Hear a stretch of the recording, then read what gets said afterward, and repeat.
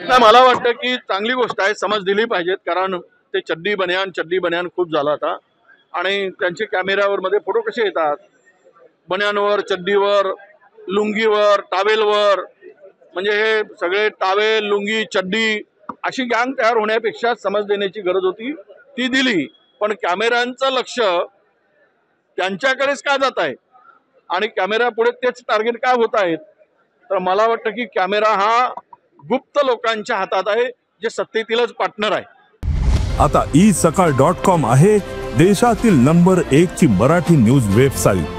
प्रत्येक अपडेटसाठी isakal.com ला नक्की भेट द्या.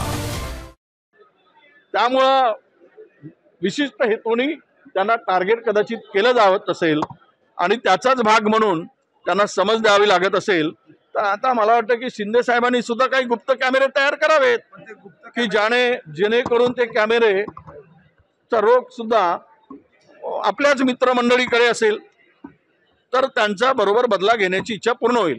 मला अधिक विचारण्यापेक्षा त्यांच्या आमदारांना विचारा की ते कॅमेऱ्याचं कुठून आलेत आणि ते कसे काढले जात आहेत, ते तुम्हाला वैयक्तिक सांगतील, सार्वजनिक सांगणार नाही. सर